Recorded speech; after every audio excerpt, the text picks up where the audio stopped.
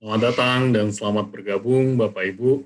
Salam kenal, nama saya Haris Pratama Luis, staf Lembaga Manajemen Fakultas Ekonomi dan Bisnis Universitas Indonesia. Pada kesempatan kali ini perkenankan saya untuk menyampaikan teaser dari kegiatan online learning dengan topik Systematic Industrial Analysis. Dalam pelatihan ini, Bapak Ibu akan menemukan bagaimana metode menjalankan aktivitas analisis industri secara full cycle, dari tahap pertama hingga tahap terakhir, dan tentunya juga secara sequential dan komprehensif, mulai dari industry quick scanning, kedua narrowing the competition, market outlook, dan terakhir mengakses competitive environment, dan juga 5 faktor pembentuknya. Memang perlu kita sadari bahwa output dari analisis industri memiliki nilai manfaat yang tinggi bagi perusahaan. Dengan analisis industri yang baik, sebuah perusahaan misalkan dapat menjaga daya saing dan memenuhi standar kepuasan pelanggan, atau dapat menjaga kesinambungan bisnisnya, atau juga dapat membantu perusahaan dalam mempertahankan talent-talent terbaik atau star performers yang ada di dalam perusahaan. Untuk itu, memang analisis ini perlu disusun secara sistematis dan secara komprehensif. Tidak bisa dilakukan secara sporadis dan juga tidak bisa berhenti pada permukaan saja. Nah, pertanyaan selanjutnya adalah agar sistematis dan komprehensif, bagaimana analisis industri tersebut perlu dijalankan? Apa tahapan-tahapan yang perlu dilakukan oleh analis? Ada 4 tahapan. Yang pertama adalah kita perlu melakukan review atas informasi yang tersedia sebagai bentuk quick scan atas karakteristik industri. Pada tahap ini perlu dikumpulkan informasi yang sebanyak-banyaknya dan juga selengkap-lengkapnya, mulai dari data internal perusahaan misalkan, berlanjut kepada tren pasar, juga kondisi dan kinerja kompetitor, hingga kepada perubahan-perubahan yang terjadi dari sisi regulasi. Nah, data yang sudah terkumpul ini kemudian dapat dianalisis secara cepat agar mendapatkan pemahaman yang sifatnya preliminary. Dan juga data-data ini bisa digunakan pada tahap-tahap selanjutnya.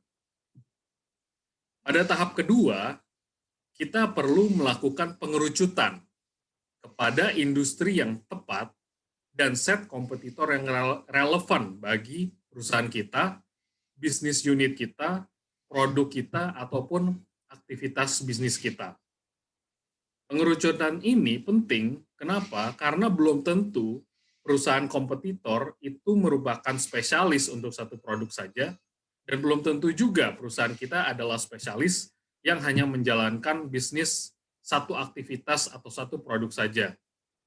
Misalkan, ketika kita bicara sektor telekomunikasi, agak tidak masuk akal rasanya ya, jika kita sebagai perusahaan maintenance kabel fiber optik membandingkan diri misalkan dengan PT Telekomunikasi Indonesia Persero.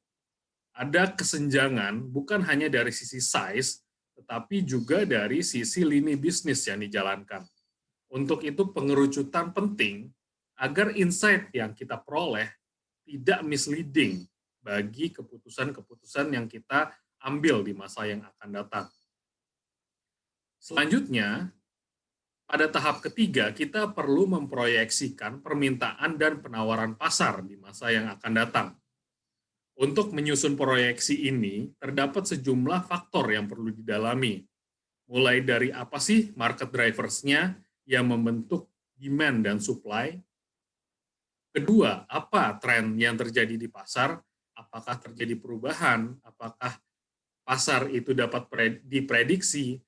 Apakah ada cyclicality di dalam pasar, dan lain sebagainya. Selanjutnya, tahapan terakhir adalah kita perlu juga memahami karakteristik dari pasar. Apakah terdapat monopoli, apakah struktur pasarnya oligopoli atau apakah mendekati pasar persaingan sempurna, ini perlu kita cek. Dan ketiga faktor inilah yang menjadi bahan bagi kita untuk memproyeksikan permintaan dan penawaran pasar di masa yang akan datang. Nah, setelah itu pada tahap terakhir, ini juga merupakan tahap yang paling penting, kita perlu untuk bisa memahami kompetisi yang ada di dalam industri. Salah satu pendekatan yang sering digunakan untuk melakukan analisis ini adalah dengan menggunakan Porter Five Forces. Pendekatan ini merupakan proposisi dari Michael Porter yang disampaikan pada 1979 dan memang masih relevan hingga hari ini. 5 faktor daya atau kekuatan yang diproposisikan oleh Porter adalah pertama, kompetisi atau rivalitas di dalam industri. Yang kedua, ancaman new entrants atau pelaku industri baru. Yang ketiga, daya tawar dari pemasok. Yang keempat, daya tawar dari pelanggan. Dan yang terakhir, ancaman dari produk substitusi. Untuk menelaah kelima faktor ini, kita memerlukan pisau analisis yang tajam, tidak cukup hanya di permukaan saja. Misalkan, ketika kita ingin tahu seberapa besar sih ancaman masuknya new entrants di dalam industri, kita perlu memahami variabel-variabel pembentuknya secara lebih dalam. Misalkan, seberapa besar sih capital requirement yang dibutuhkan, seberapa tinggi sih expertise yang dibutuhkan dari sisi SDM, apakah ada atau tidak hambatan dari sisi regulasi, seberapa besar skala produksinya yang dibutuhkan agar efisien, atau seberapa kompleks jaringan distribusi dari produk tersebut. Masih banyak lagi variabel-variabel lain, dan hal tersebutlah yang perlu kita assess, yang perlu kita lakukan assessment untuk memahami bagaimana posisi perusahaan kita di dalam industri. Demikian teaser yang dapat kami sampaikan terkait systematic industrial analysis. Terima kasih, sampai jumpa di lain kesempatan. Mohon izin, Bapak Ibu.